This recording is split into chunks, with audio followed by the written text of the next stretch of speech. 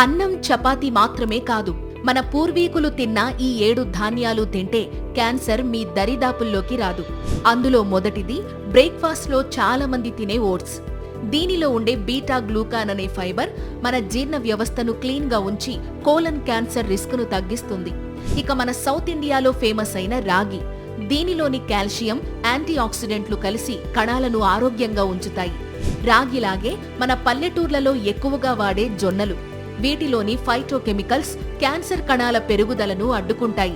ఒకప్పుడు పేదల ఆహారంగా పిలిచే సజ్జలు ఇప్పుడు ఆరోగ్యానికి బంగారం లాంటివి. ఇవి కూడా క్యాన్సర్ను నివారించడంలో సాయపడతాయి. చిన్నగా ఉండే కొర్రలు షుగర్ను కంట్రోల్ చేయడమే కాక యాంటీ క్యాన్సర్ గుణాలను కలిగి ఉంటాయి. వైట్ రైస్ కి బెస్ట్ ఆప్షన్ బ్రౌన్ రైస్. దీని పొట్టులో ఉండే సెలీనియం క్యాన్సర్ పై పోరాడుతుంది. చివరిగా ఈ మధ్య బాగా పాపులర్ అయిన క్వినోవా, ఇది కంప్లీట్ ప్రోటీన్ అవడంతో పాటు కణాల రిపేర్ కు హెల్ప్ చేస్తుంది. మిల్లెట్స్ ని మీ డైట్ లో చేర్చండి, ఆరోగ్యానికి గ్యారంటీ పొందండి. ఈ వీడియోని మీ బెస్ట్ ఫ్రెండ్ కి పంపండి.